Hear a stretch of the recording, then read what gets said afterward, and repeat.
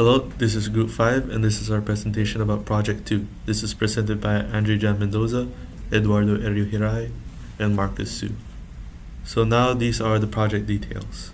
Nginx and Hub Proxy, Google Authentication, and Availability. Now I'll be going over Nginx and HA Proxy first.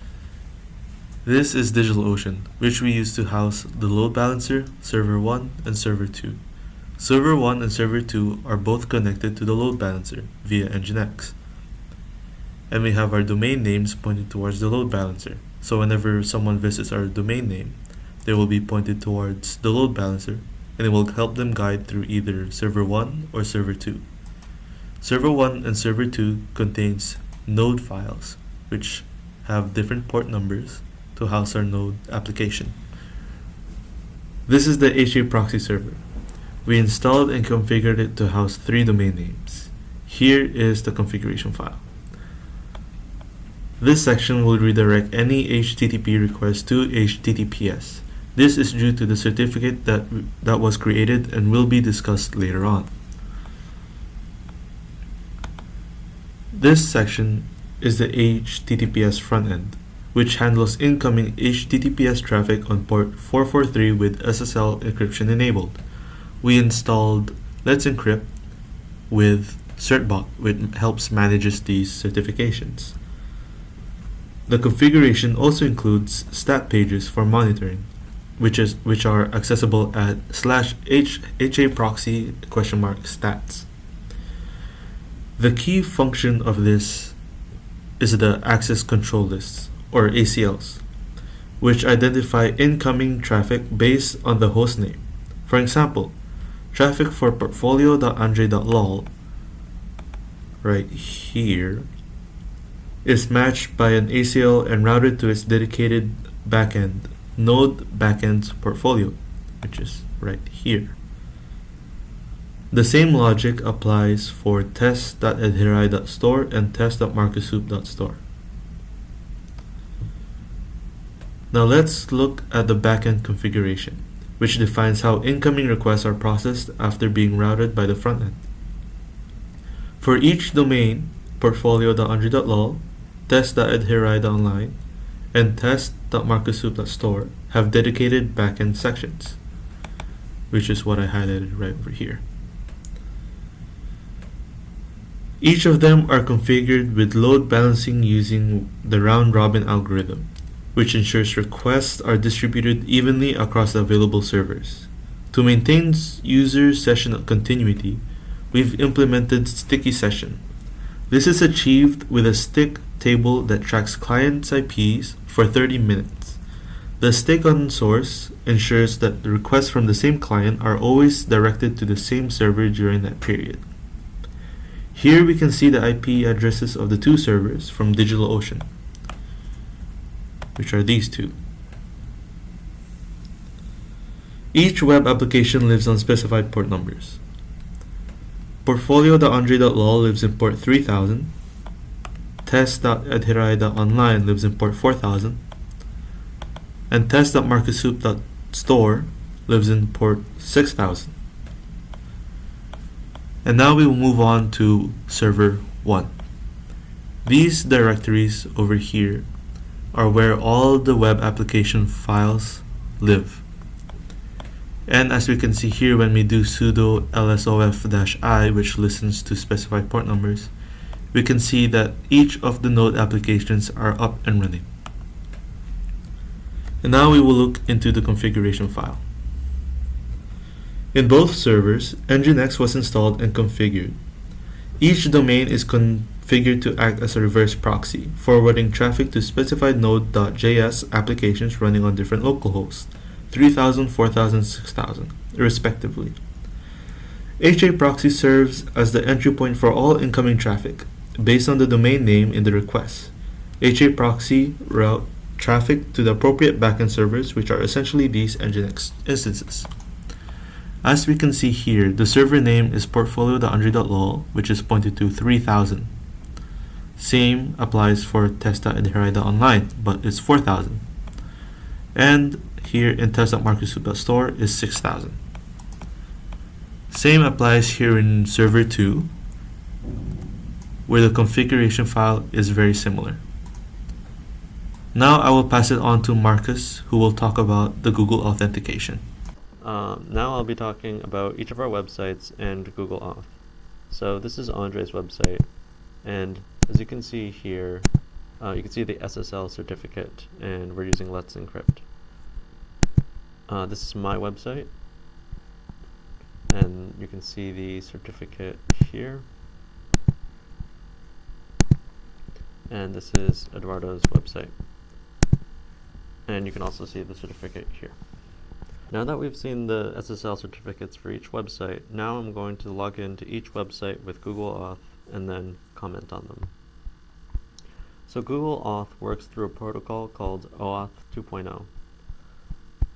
And the app redirects the user to a Google sign-in page. Okay, so the app redirects the user through a Google sign-in page. Each of our apps include a unique client ID, and that's generated when the app is registered with Google. So Google asks the user to confirm that they want to allow the app to access the requested information. If the user agrees, Google generates a one-time authorization code and redirects the user back to the app's predefined redirect URI with the code. So here I'll show an example. So I'll click on using my account, and then I will press continue, and then it sends me back to Eduardo's website here. So the app exchanges the authorization code with Google's authentication server for an access token. The token grants temporary access to the user's data. So, hold on a second. So here we can see my name as my Google's profile, like my name is passed through to use my information. So you can see my name here, and then now I can try writing a comment like, hi.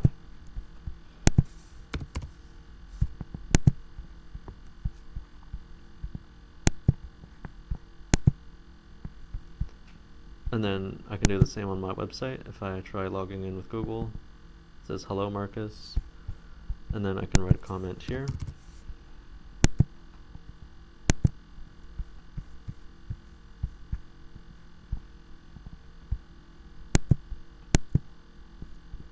And then I can also log out.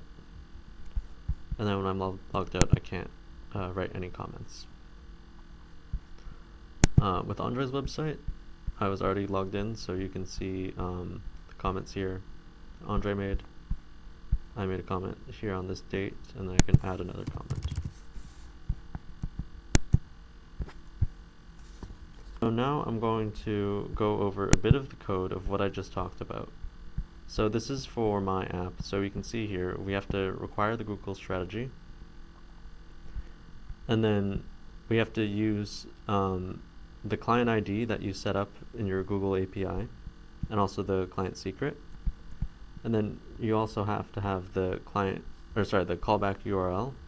So this is basically the URL that Google will redirect to you after you authenticated and allowed Google to use your profile.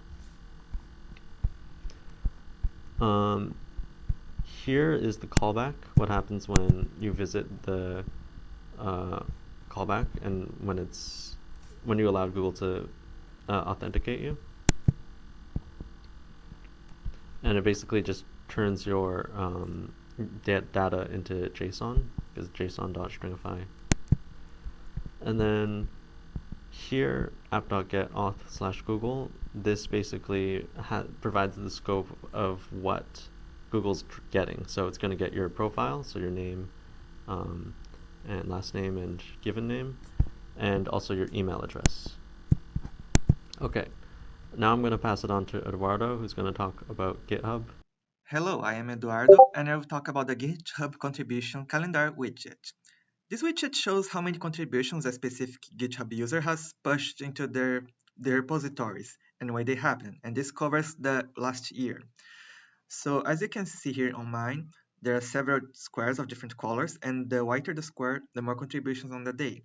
So here you can see 2 contributions, 5 contributions, and the ones with the asterisks mean that there are 10 or more contributions on that day. So here, 11. So to add the widget to your web page is very simple. All you have to do is go to this repository here, and then you go to this line and you copy it and paste it on the head section of your page. After you do this, you have to create a div on the body or wherever you want it to show up. And you just have to remember to change this to the username of the name of the GitHub user you want to track. And then you have some customization options here, mostly theme color and the background color. Mine is the default configurations, but each of us use different configurations. Here you can see it's blue, this one is gray. So yeah, as you can see, it's very simple to add it to our website. Now I'm going to talk about the load balancing. I'm going to use Andrei's website because he has a code that shows which server is being used. So inspect this here, and here you can see it's using server 2. We are using round robin, so let's open a new window, paste this, inspect again, and server 1. Now it's using server 1. And we have sticky sessions enabled, so if we refresh, still server 1, refresh again. So as you can see, as much as we refresh, it's still in server 1. So the load balancer is working as intended. That was a presentation. Thank you very much for listening.